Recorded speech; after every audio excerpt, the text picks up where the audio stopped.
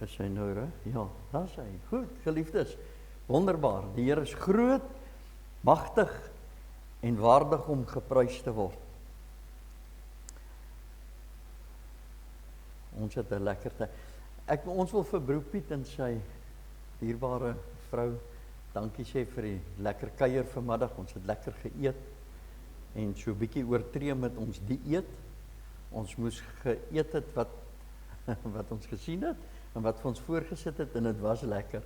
Maar baie dankie my broeder. Julle was regtig vir ons 'n seën. Die gasvryheid en die liefde. En dankie nogmaals vir die kerkraad en vir Dominee vir hierdie wonderlike geleentheid om u te kan bedien met die woord. Ons is so dankbaar. Wat 'n goddelike voorreg. Nou, weet jy nou, ek dink dit was Vrydag. Stuur ek vir Dominee 'n boodskap net om te sê alles is nog reg. Ons kom Sondag. Toe vra hy vir my, nou moet ons vir julle 'n plekkie kry om oor te bly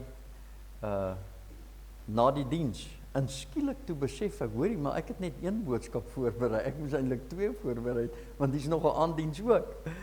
En kyk, nou ja, toe moes ek inderhaas nou 'n tweede boodskap. En ek het vanmôre vir u gesê hoe het ek gesukkel om die eerste boodskap, maar nou ja, die Here het toe nou vir my hierdie boodskap gegee. Hoewel hy nie baie goed deurdink is en deurbid is nie, vertrou ek dat die Here ons tog sal kom ontmoet op 'n wonderlike wyse en diep in ons hart gaan werk. Geliefdes, kom ons bid saam. Kom ons bid. Here, ons wil u loof. Ons wil u aanbid want u is wonderbaar. Wat 'n vreugde, wat 'n goddelike vreugde. 'n Wonderlike voorreg. Ons wat toegang verkry het tot hierdie genade waarin ons staan, ons wil u loof en eer, dat ons sonder vrees in die teenwoordigheid kan inkom en dat ons u kan nader en dat ons kan sê, Abba Vader, dat ons u teenwoordigheid kan inkom met 'n gewete wat gereinig is deur die kosbare bloed van die lam. Hoe wil ons u vanaand dank, hoe wil ons u eer, ons wil u aanbid, vir u dankie sê, vir hierdie wonderlike geleentheid waar ons maar net weer na u woord kan kyk. Kom praat met ons. Kom praat diep met ons. Vader, ons wil ons harte oopstel dat die vrug, dat die saad wat gesaai word diep kan val en dat dit sal ontkiem, dat dit vrug sal dra. En ons dank u daarvoor. En ons wil vir u sê, u is wonderbaar. En daar is niemand soos u. Daar sal nooit iemand soos u wees. U is enig. U is God. Die God van die gode, die Here van die Here is die God van die leerskare. U is wonderbaar en ons wil u aanbid. Groot en heilige Vader. U is heilig. U is heilig. En ons wil u loof. Word u verheerlik in hierdie oomblikke terwyl ons u woord oopmaak en terwyl u deur u Gees en u woord met ons praat en ons dank u daarvoor.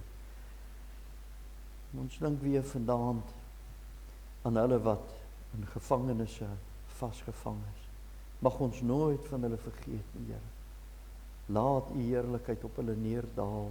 Ontmoet met hulle asseblief. Hulle wat vervolg word vir hulle geloof. Dit bid ek in die kosbare naam van die Lam van God, ons ewige middelaar. Amen. Liefdes, ons het vanmiddag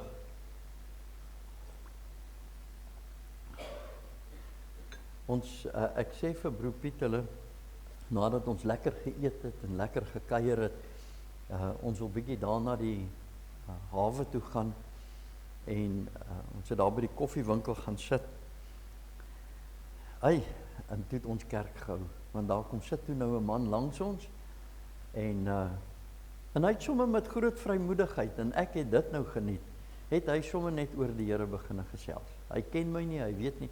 Ek weet nie of my das nou gemaak het dat ek godsdienstig lyk en hy gedink het hy kan nou met hierdie ouma, maar kyk, het ons gekuier en het ons getuienisse uitgeruil en wat 'n heerlikheid. Ek wil vir sê, toe ons daar weg is, Dis wonderlik om te hoor hoe die Here in mense se lewe werk.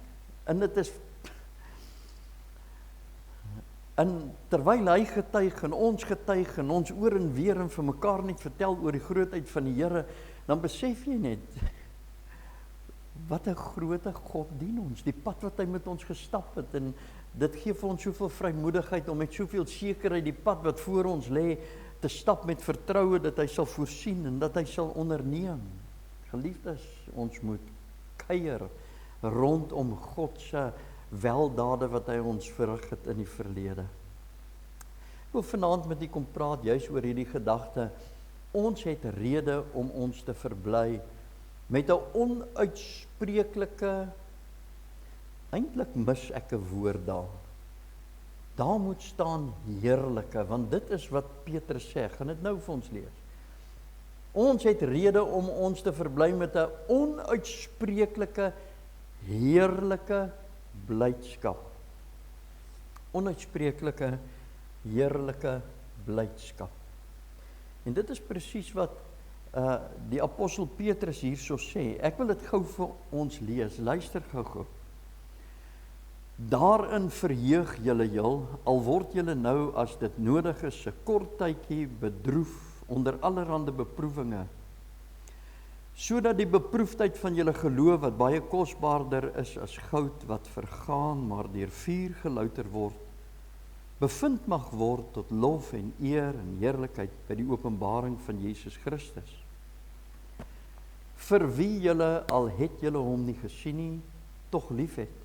In wie julle, al het julle hom nou nie, in wie julle, al sien julle hom nou nie, tog glo, en julle verbly met 'n onuitspreeklike en heerlike blydskap. Ek wil vers 8 weer vir ons lees. Hy sê, vir wie julle, al het julle hom nie gesien nie, tog lief het. Ons het hom nie gesien nie, tog het ons hom lief. In wie julle, al sien julle hom nou nie, tog glo. En ons glo mos in hom. En, luister nou, julle verbly met 'n onuitspreeklike en heerlike blydskap. En julle verbly met 'n onuitspreeklike en heerlike blydskap. Geliefdes, ek twyfel nie vir een oomblik dat u wat hier voor my vanaand sit, het hom lief. Ek twyfel vir geen oomblik dat u wat hier sit in hom glo. Maar ek het vanaand 'n vraag. En daardie vraag vra ek vanaand vir myself ook. Wat van verbly, dat ons verbly met 'n onuitspreeklike en heerlike blydskap? Kan ons vanaand werklik met oortuiging sê dat ek my verbly met 'n onuitspreeklike, heerlike blydskap as ek dink aan die Seun van God? Ons het hom nie gesien nie, maar tog glo ons, tog het ons hom lief. Maar weet jy wat mis ek, geliefdes? Vandag in die gelowige se lewe en in my eie lewe ook, is dat ons, wat by ons ontbreek, is hierdie ding waarvan Petrus praat, as hy sê, in wie julle verbly, met 'n onuitspreeklike, jy kan dit nie verwoord, daar's geen woorde wat die blydskap, wat die blydskap beskryf, wat by 'n kind van God moet wees nie. En dan praat hy van onuitspreeklike, maar ook 'n heerlike blydskap. 'n Blydskap wat gepaard gaan met 'n bepaalde heerlikheid, wat jou opgewonde maak, wat jou entoesiasties maak. En ek wil vanaand vir u, met u daaroor kom praat. Nou, ek wil net gou dit vir u lees. Nou, die rede hoekom ek dit vir u wil lees, is omdat dis wat in my gedagte opgekom het, en hoe ek die ding wil verwoord. En En ek wil nie hier by die kansel staan en daar sekere elemente wat ek vergeet om te sê. Toe het ek maar gekies om dit so neer te skryf dat ek dit vir u kan lees. Luister gou-gou. Die mens het 'n neiging dat dinge vinnig hul glans verloor en dan taan die waardering van dit wat eens glans gehad het. Dit wat aanvanklik vir opwinding gesorg het, verloor die element van genot en plesier met tyd. Dit is 'n menslike neiging om vinnig gewoon te raak aan positiewe veranderinge of nuwe dinge, waarna die aanvanklike opwinding verdwyn en die voorwerp of ervaring as gewoon beskou word. Met ander woorde, geliefdes, ons raak so vinnig, wanneer ons familier raak met iets, dan verloor dit sy opwinding en dit is so jammer dat dit dan ook die geval is wanneer dit kom by die evangelie. Dat ons nie meer daardie opgewondenheid het waarvan Petrus hierso praat. Kom ons dink byvoorbeeld, ek het vanmôre hierdie teks genoem aan Openbaring 2 vers 4. Waar die Here aan die gemeente van Efese sê, maar ek het teen jou dat jy jou eerste liefde verlaat het. Hier is 'n gemeente wat in u sal weet waarvan ek praat. Wanneer 'n mens tot bekering kom, daai eerste liefde, dit is net te wonderlik dat jy by hom uitgekom het, dat jou sonde vergewe is, dat jy die nuwe lewe van God ontvang het, dat jy met hom versoen is. En dit is so jammer dat daar die eerste liefde so met die tyd vervlou. Aan die gemeente van Laodicea sê die Here, ek ken jou werke, dat jy nie koud is en ook nie warm nie, was jy tog maar koud of warm? Jy weet, daar die wonderlike, as ek kan sê, warm, toe ons tot bekering gekom het, en nou praat die Here hier met die gemeente van Laodicea, en hy sê, jy is nie koud nie, jy is nie warm nie, jy is lou. Sien, dit is nou maar die neiging wat daar by die mens is. Nou geliefdes, gebaseer op 1 Petrus 1 vers 8, wat ek nou net vir u gelees het, wat praat van 'n blydskap met onuitspreeklike en heerlike vreugde, selfs sonder dat ons Jesus fisies gesien het, wil ek nou 11 redes waarom 'n Christen hierdie diepgaande bonatuurlike vreugde kan ervaar. Ek wil dit nou net vir u kom voorhou. So wat ek eintlik vir u wil sê is, kom ons stof so 'n paar goedjies af vanaand, waarna ons gaan kyk, met die doel dat ons opnuut weer opgewonde raak oor die genade waarin ons staan, oor ons erfenis, oor dit wat ons deel geword het in Christus, want dit is veronderstel om so te wees. 'n persoon het eendag vertel, ek weet nie of dit 'n tong in die kies ding was en of dit werklik gebeur het nie, maar hy praat met iemand en die persoon sê, ek wil nie 'n Christen wees nie, want ek wil nie 'n perde gesig hê nie. Toe dink hy, maar waarvan praat jy as jy sê, jy wil nie 'n Christen wees nie, want jy wil nie 'n perde gesig hê nie. Toe sê hy, nee, as hy na die Christene kyk, lyk dit asof hulle almal perde gesigte het. Hy sê, ek verstaan nog nie. Hy sê, nee, het is sulke lang gesigte, daar's geen blydskap, daar's geen opgewondenheid. Maar geliefdes,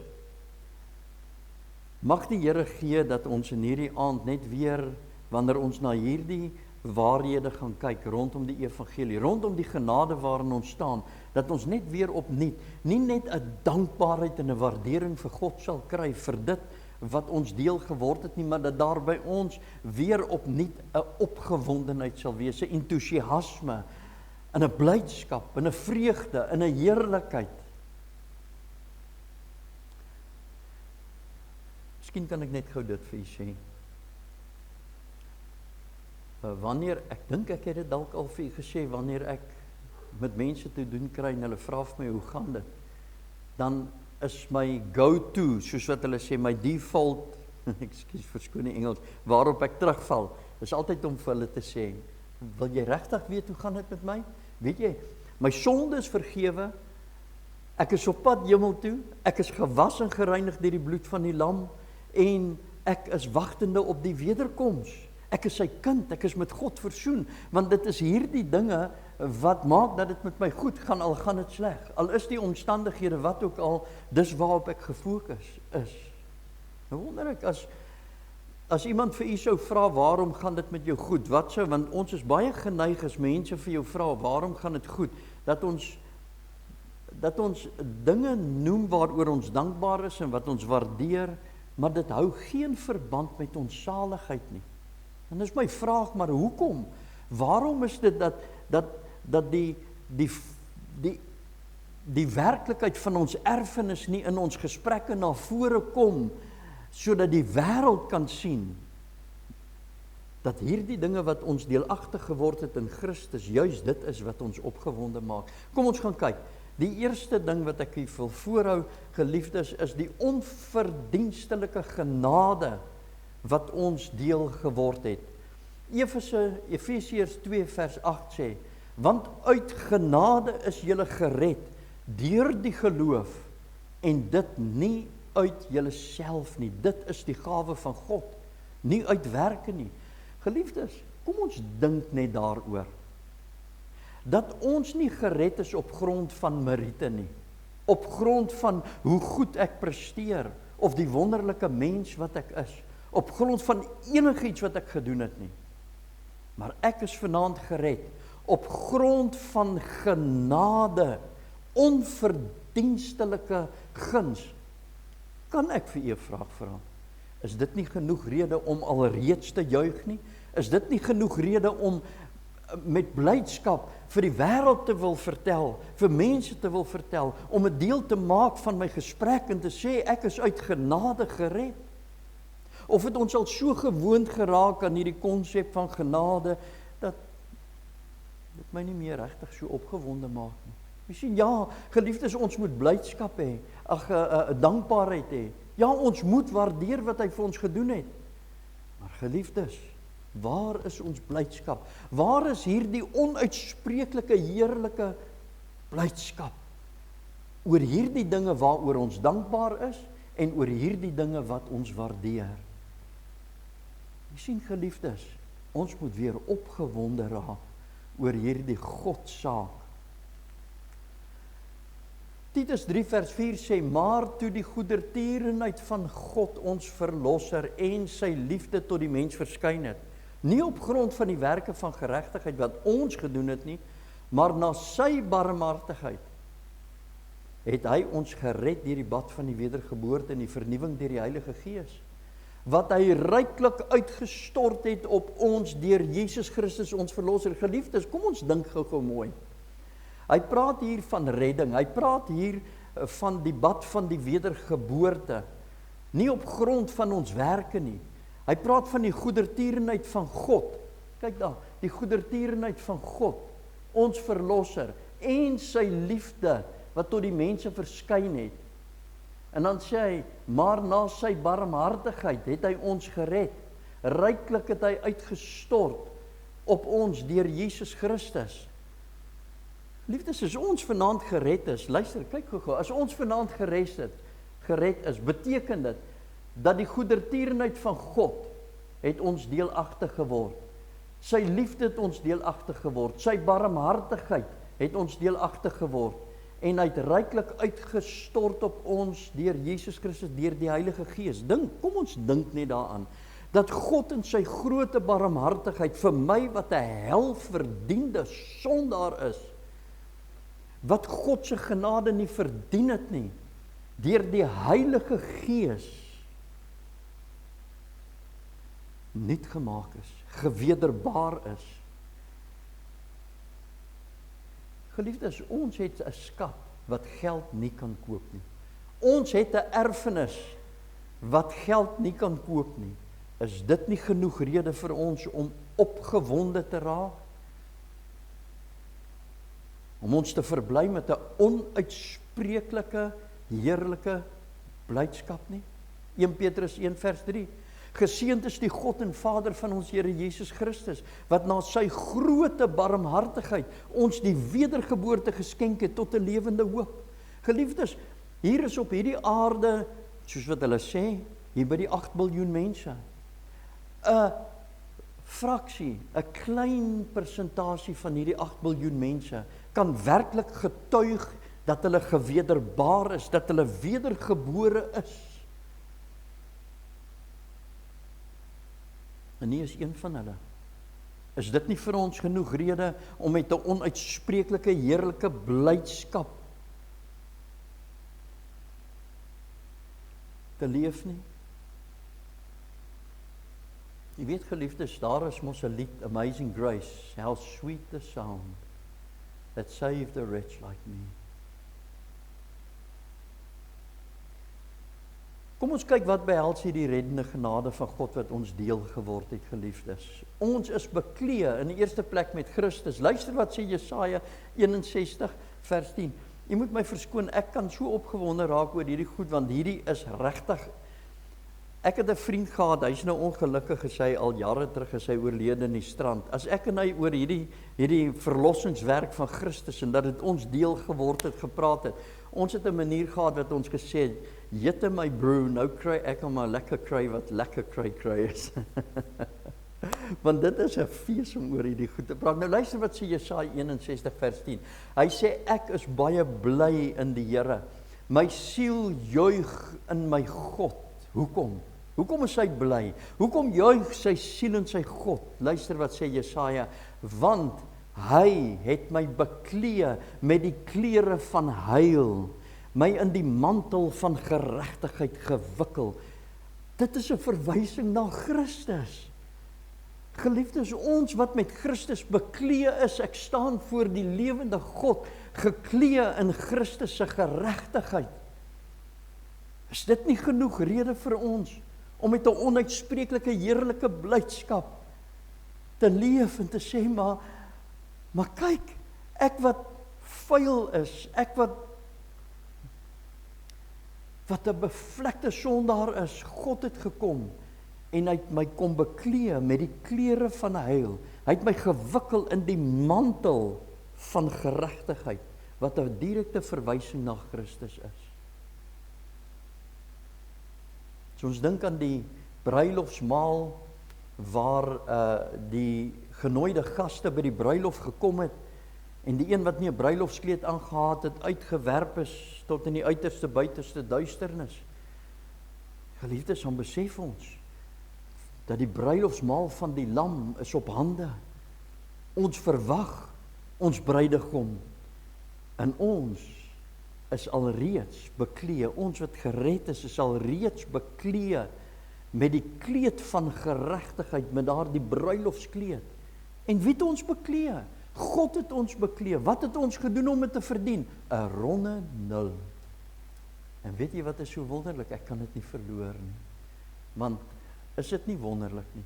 Geliefdes, is dit nie genoeg rede vir ons om met 'n onuitspreeklike heerlike blydskap te leef nie? Christ is my everything, he is my all, is daar 'n lied se woorde. Weet nie of jy hom ken nie. Christ is my everything, he is my all, is al. Dis waarop ek roem, is Christus, daardie kleed van geregtigheid, waarmee ek bekleë is. Die derde ding, geliefdes, waarna ons vanaand kyk, is ons is met God versoen. Kom ons dink net daaroor, geliefdes. Kolossense 1 vers 21 sê, ook julle wat vroeër vervreemd was en vyandig gesind deur die bose werke, het hy nou versoen. Kom ons dink net gou daaraan. Geliefdes, die woord van die Here sê dat ons van God vervreemd was en dat ons vyande van God was, dat die dinge wat ons gedoen het, God vyandig gesind was. En die rede waarom Christus na hierdie aarde toe gekom het, is sodat ons met God die Vader versoen kan word. Met ander woorde, dat daar vrede kan kom. En as jy vanaand met 'n getuienis sit dat jy gered is, beteken dit dat jy met God versoen is. Dat daar vrede is tussen u en God. Terwyl die oorgroter meerderheid van die 8 biljoen mense op hierdie aarde nie daardie getuienis het nie, is dit nie genoeg rede vir ons om met 'n onuitspreeklike heerlike blydskap te leef? Daar is 'n ou liedjie wat sê, reconciled, reconciled, I am reconciled to God. Geliefdes, as ek net dit, miskien kan ek net gou weer dit ook sê vir u. As hy sê ons is met God versoen, dan besef ons dat Christus die prys betaal het, sodat ons met God versoen kan word. En as ons terugdink aan Getsemane, ons het nou die dag, was dit Paasnaweek, as ons dink aan Getsemane, hoe hy geworstel het, en hy geweet het wat op hom wag, kon hy legioene engele gevra het om te kom en in te gryp, en hy kon nie die hele mensdom weer eens verdoem het, maar hy het dit nie gedoen nie. Hy was bereid om die Via Dolorosa te stap, hy was bereid om daar die bitter beker te drink, hy was bereid om in die hande van die lewende God te val, want daar aan die kruis het hy u en my sonde op hom geneem, en het God hom veroordeel, en hom geoordeel, en hom gestraf, asof hy my lewe gelewe het, asof hy u lewe gelewe het ons nie genoeg, meer as genoeg rede, om met 'n onuitspreeklike heerlike blydskap te leef, omdat hy bereid was om die Via Dolorosa te stap. Geliefdes, die vierde is ons sonde is vergewe. Luister wat sê die woord, welgeluksalig, 3 maal gelukkig, welgeluksalig, is hulle wie se ongeregtigheid vergewe is, en wie se sondes bedek is. Vers 8, welgeluksalig is die man aan wie die sonde nie toegereken word nie. Kom ons dink daaraan. Geliefdes, ons het voor God skuldig gestaan. Daar was meer as genoeg rede dat God ons tot die ewige verdoemenis sou verdoem en ons los in ons verlore toestand. Maar nee, hy het ons begenadig in die geliefde, in sy seun. En hy het ons vrygespreek. En nou sê hy, dat die persoon wie se sonde nie aan hom toegereken word nie, is 3 maal gelukkig. Die persoon wie se sonde vergewe is 3 maal gelukkig. Wat 'n gedagte om te dink, ek kan vanaand gaan lê, en ek kan my kop op die kussing neersit, en ek kan hierdie wonderlike gedagte bepeins, dat ek vergewe is, dat my sonde weggewas is deur die kosbare bloed.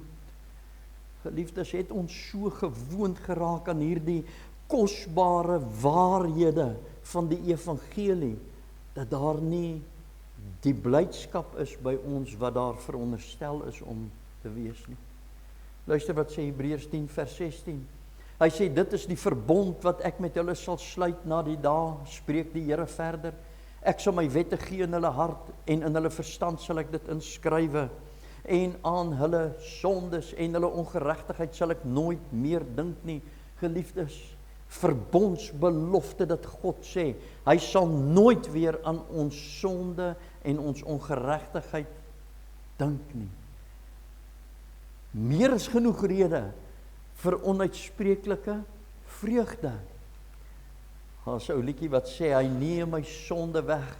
Hy neem my sonde weg, van blydskap sing ek heel die weg. O, bly is ek, hy neem my sonde weg. Kom ons kyk na die 5de rede, hoekom ons met 'n onuitspreeklike dankbaarheid en heerlikheid, 'n blydskap kan leef. Ons is sy kinders. Maar almal wat hom aangeneem het, aan hulle het hy mag gegee om kinders van God te word. Weet jy, geliefdes, die 6de September elke jaar, dan raak ek stil. Hiervan so 1:00 die middag. As ek daardie oggend wakker word, dan besef ek, dit is die dag, 6de September 1978, wat die Here God my pad langs gekom het, en hierdie ou sondaar, hierdie verlore sondaar, kom red het. En dan besef ek die genade wat my deel geword het. En daar waar ek is, tussen 4:30 en 5:00 die aand, maak nie saak waar ek is nie. Ek gaan gewoonlik 'n bietjie stap op die plaas waar ons bly. En so tussen 4:30 en 5:00, dan maak ek seker dat my knieë die grond raak, waar ek na God toe roep en hom net dank vir hierdie wonderlike voorreg om sy kind te wees. Daar's 'n ou liedjie wat sê, we are heirs of the Father, we are joint heirs with the Son, we are children, we are family, we are one. Sy kind geword, uit genade gered. Die 6de, ons gaan vir ewig lewe. Liefdes, ons gaan vir ewig lewe. Dink net daaraan. Wat beteken dit vir ons? Ons gaan vir ewig lewe. Die Bybel sê, al het ons ook gesterwe, ons gaan lewe. Hy wat die Seun het die lewe. It's not a pie in the sky, dis 'n goddelike werklikheid. En dit is die getuienis dat God ons die ewige lewe gegee het en die lewe is in sy Seun. Hy wat die Seun het die lewe. Wie die Seun van God het nie die lewe nie. I've been redeemed, sê die ou liedjie, glory, glory, Christ is mine, I have been redeemed. Kom ons kyk na die 7de. Hy kom weer. Geliefdes, hierdie is nou 'n saak wat vir my so opgewonde maak. As 'n mens net hier aan dink, luister. Die Here Jesus maak 'n belofte aan sy disippels en hy sê vir hulle, in die huis van my Vader is daar baie wonings. Hy sê, as dit nie so was nie, sou ek dit vir julle gesê het. En dan sê hy, ek gaan om vir julle plek te berei, en as ek gegaan het om vir julle plek te berei, kom ek weer en sal julle na my toe neem. En hierdie selfde disippels staan by die Olyfberg, toe die Here Jesus opvaar, en die engele staan naby hulle, en hulle sê, waarom staan julle so en kyk na die hemel, want hy wat van julle opgeneem is, sal weer terugkom. Geliefdes, ons het hierdie goddelike belofte, dat Jesus Christus gaan terugkom. Het ons nie 'n hoopvolle verwagting van sy wederkoms?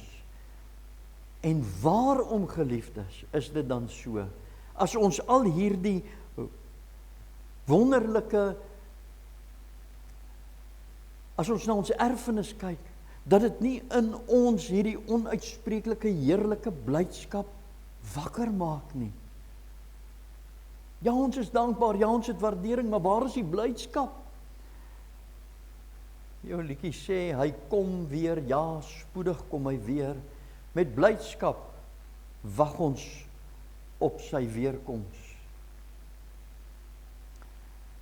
Die 8ste rede wat ek vir u wil voorhou is, geliefdes, dat ons losgekoop is. Want daar is een God en een middelaar tussen God en die mense, die mens Christus Jesus, wat homself gegee het as 'n losprys vir almal, as 'n getuienis op die regte tyd. Kom ons dink gou daaraan. Geliefdes, die woord van die Here sê, ons was slawe van die sonde. Die vloek wat in Adam, die eerste Adam, uitgespreek was, naamlik dat die siel wat sondig sal sterwe, en die vloek van die sonde is die dood, en die dood wat op ons gerus het. Ons was slawe gewees, selfs slawe van die duiwel, slawe van ons eie sondige geaardheid. En hier sê die woord van die Here vir ons, dat hierdie middelaar tussen God en die mens het gekom, en hy het homself gegee as 'n losprys vir almal, as 'n ransom, en jy ken mos die gedagte van die ransom, geliefdes. As hulle 'n ryk man se kind gevang het, en hulle het hom ontvoer, dan bel hulle mos nou die sakeman en sê, betaal hierdie losprys van, kom ons sê 10 miljoen rand, dan kan jy jou kind terugkry. En Christus, liewe vriende, dit het Christus 'n prys gekos, sy bloed gekos, om ons los te koop. Daardie prys is betaal. Geliefdes, Christus het aan die kruis gesê, dit is volbring, die prys is betaal, die rekening is betaal. Daar is niks wat ek en u moet bydra of nog by moet doen, om die saak te beklink nie. Die prys is betaal. Is dit nie meer as genoeg rede vir ons, om ons te verbly met 'n onuitspreeklike, heerlike blydskap nie?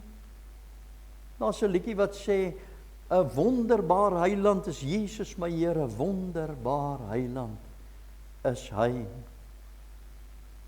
Ons kyk na die 9de rede, waarom ons kan verbly, met 'n onuitspreeklike heerlike blydskap. Ons is nie net losgekoop nie, maar hier is nou 'n wonderlike waarheid. Luister wat sê Openbaring 5 vers 9.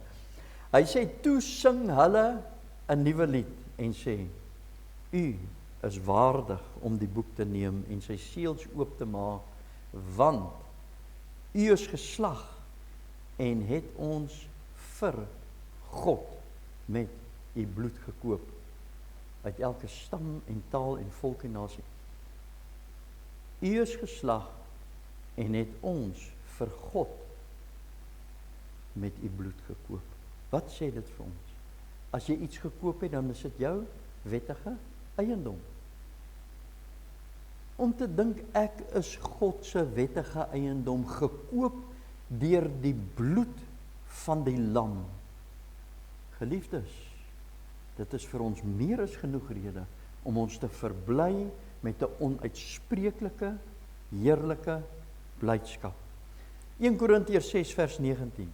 Of weet julle nie dat julle liggame 'n tempel is van die Heilige Gees wat in julle is, wat julle van God het, en dat julle nie aan julleself behoort nie, want julle is duur gekoop, hoor jy daar, duur gekoop vir God, julle is duur gekoop, en dan sê hy, verheerlik God dan in julle liggame, en in julle gees, wat aan God behoort.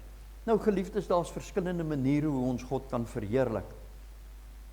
Die een het ons vanmôre na gekyk, dit is om mekaar lief te hê, dit is wanneer ons vrug dra, want dit is hoekom Christus sê, ek het julle geroep, ek het julle uitgekies, en ek het julle aangestel om vrug te dra, daardie vrug wys op die liefde, en dan word God verheerlik. Maar hier sien ons, hy sê, kyk na die rooi, hy sê, en dat julle nie aan julle self behoort nie, want julle is duur gekoop, verheerlik God dan in julle liggame. Geliefdes, 'n ander manier om God te verheerlik in ons liggaam, is om met 'n onuitspreeklike blydskap ons te verbly in hierdie wonderlike erfenis, in die feit dat ek duur gekoop is deur die kosbare bloed van die lam. Sê die liedjie nie, weet jy nie, jy is 'n tempel. Ons is amper klaar, geliefdes. Die 10de rede waarom ons kan verbly, is dat ons geregverdig voor God staan. Dink hieraan. Geliefdes, kom ons dink net hieraan. Daar is dan nou geen veroordeling vir die wat in Christus is nie. Kom ons dink daaraan. Wat beteken dit? Wat beteken dit as hy sê daar is geen veroordeling vir die wat in Christus is? In ander woorde, daar is niks. Daar's geen skuld. Jy het geen skuld wanneer jy voor God staan, wanneer jy gered is nie. Want jou sonde is totaal, geheel en al, alles vergewe. En wat sou dit ook beteken in die lig van die groot wit troon oordeel? Is geliefdes, as daar dan geen veroordeling is vir die wat in Jesus Christus is, beteken dit dat ons nie by die groot wit troon oordeel gaan verskyn nie. Want dis die sondaar wat daar gaan verskyn. En wanneer hy daar verskyn, sê Johannes, sal die boeke geopen word, en hulle sal geoordeel word volgens wat in die boeke geskrywe staan, volgens hulle werke. En geliefdes, u en ek het ook boeke gehad, volgeskryf, volgens ons werke, sondige dade. Maar dit alles is uitgevee, en dit alles is tot niet gemaak. Hoekom? Omdat Christus daar die prys betaal het, en sy bloed ons gereinig het, en ons nou vandag sonder enige veroordeling voor God staan. Sê daar die liedjie nie so pragtig, my sins were higher than the mountain when the Lord sanctified me. O, my geliefdes, om te dink, vandag weet ek, dat daar met my sonde afgereken is, 2000 jaar terug aan die kruis. Laastens, deur Christus het ons toegang verkry. En hierdie is vir my 'n groot ding, geliefdes, hierdie is groot. Luister, hy sê, omdat ons dan uit die geloof geregverdig is, uit die geloof, onthou nie deur werke nie, het ons vrede by God deur ons Here Jesus Christus. Deur wie? Deur wie? Deur Jesus Christus. Ons ook deur die geloof die toegang verkry het tot hierdie genade waarin ons staan. en ons roem in die hoop op die heerlikheid van God. Hy praat van dat ons toegang verkry het tot hierdie genade waarin ons staan. Geliefdes, ons het die woord van die Here sê vir ons in Efesiërs, ons is van nature kinders van die toren. Ons het onder God se toren gestaan. Hy wat die seun gehoorsaam is, het die lewe, maar hy wat die seun ongehoorsaam is, die toren van God bly op hom. Daar was 'n tyd wat ons die seun ongehoorsaam was en die toren van God het op ons gebly. Maar hier sê hy, ons het toegang verkry tot hierdie genade waarin ons staan. En die genade waarin ons staan, geliefdes, is ons is bekleed met die kleed van geregtigheid. Toegevou het God ons gewikkel in die mantel van geregtigheid. Daar staan ons sonder sonde voor God en ons is vrygespreek. Geen veroordeling. Wat 'n goddelike voorreg. I will enter his gates with thanksgiving in my heart. I will enter his courts with praise. Geliefdes, as ons by die huis musiek speel en daar is van die waarhede wat besing word en God se heerlikheid word besing, kan 'n mens nie anders as om net jou hande saam te slaan en saam die Here te wil prys. O geliefdes, sal die Here nie weer in ons hart nie net 'n waardering, nie net 'n dankbaarheid nie, maar 'n blydskap in ons hart opwek dat ons opnuut ons sal verbly met 'n onuitspreeklike heerlike blydskap. Laastens, hier's 'n 12de ene. Kom ons maak klaar met hierdie gedagte, geliefdes. 1 Johannes 2 vers 1. Hierdie is ook 'n groot ding, geliefdes. My kinders, ek skryf hierdie dinge aan julle, dat julle nie moet sondig nie. En as iemand gesondig het, ons het 'n voorspraak by die Vader, Jesus Christus, die regverdige. Ons het 'n voorspraak by die Vader. Wanneer? Hy sê, en as iemand gesondig het. Geliefdes, die woord van die Here sê vir ons dat Christus, nadat hy opgevaar het, aan die regterhand van die Vader gaan sit het om vir ons in te tree. En wie is dit wat vir ons intree? Dit is hy wat ons stryd verstaan, want hy self was, toe hy mens was, in 'n hoë mate beproef en versoek. Hy ken ons stryd. Dit is hy, die Seun van God, wat homself gegee het, wat die prys betaal het, die een wat sy bloed gestort het en ons vir God gekoop het. Dit is hy wat nou by die regterkant van die Vader sit, en hy is ons voorspraak, hy is ons advokaat, Jesus Christus, die regverdige. Met ander woorde, ek het iemand wat my ook verdedig, as ek dit kan sê. Geliefdes,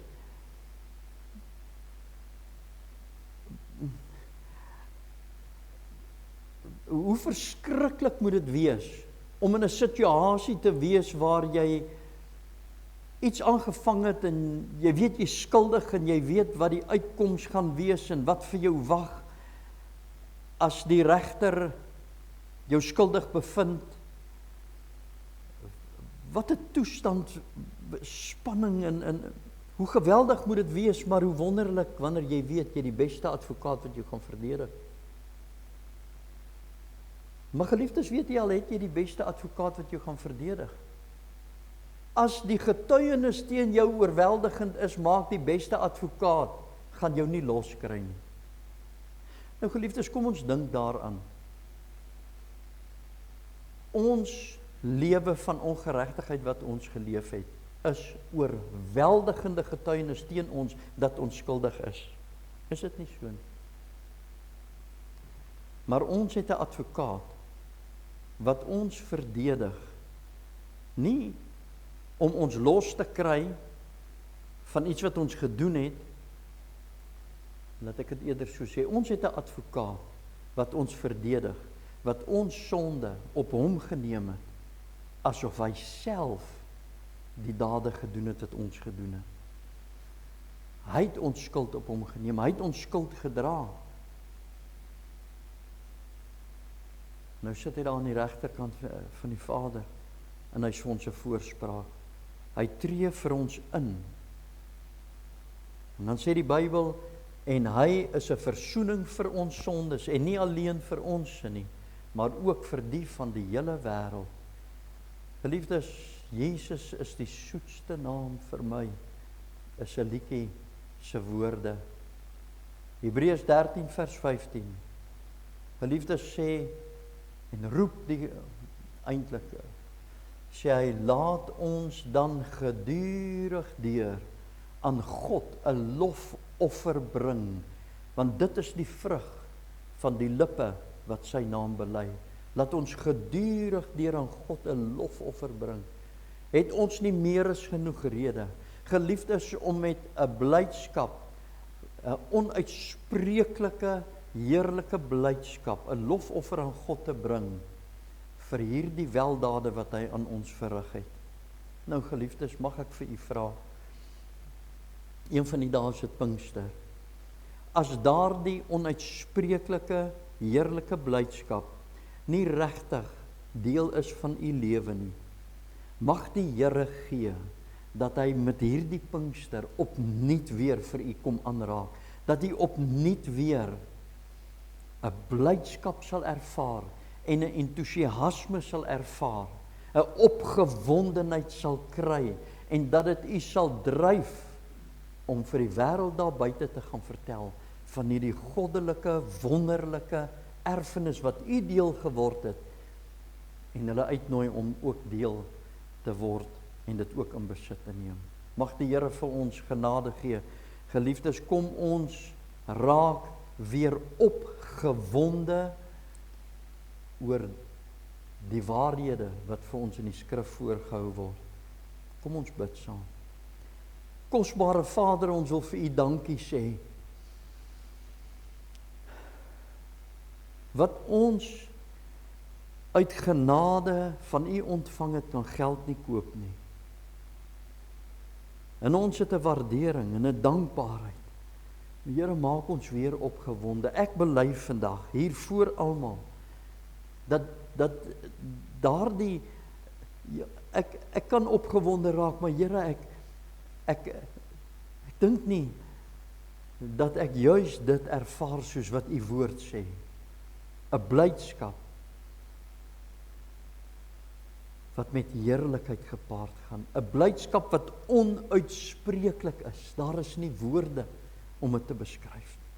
Maar kom ontmoet met ons. Here, kom raak ons aan. Kom raak weer met ons besig. Help ons om opnuut weer net te besef wat ons te beurt geval het en wat ons gekry het in hierdie wonderlike erfenis wat ons deel geword het, die onverdienstelike genade van God uit die hemel. Ons wil u loof, ons wil vanaand net vir u vereer en aanbid en vir u dankie sê. Dankie, Vader, dankie. Jesus Christus, dankie. Heilige Gees, dankie vir hierdie wonderlike erfenis. Ons eer u daarvoor. En Vader, ek wil vanaand bid vir hierdie gemeente. Ek wil bid vir Dominee en vir u vra dat u hulle ryklik sal seën met hierdie Pinkster wat kom. Dat u op 'n goddelike wyse vir hulle sal ontmoet. Dat hulle onherroepelik 'n verandering sal beleef in hulle binneste vanweë die heerlikheid wat hulle sal ervaar en die wyse waarop jy hulle gaan ontmoet. En ons sê vir u dankie daarvoor. Word u verheerlik in en deur ons lewe. En kom help ons asseblief, Vader, dat ons hierdie week sal uitgaan en met mense sal gaan praat, dat ons vir hulle sal sê en dit met hulle sal gaan deel wat ons opgewonde maak. Dit bid en vra ek in die kosbare naam van Jesus Christus. Amen. Geliefdes, kom ons sluit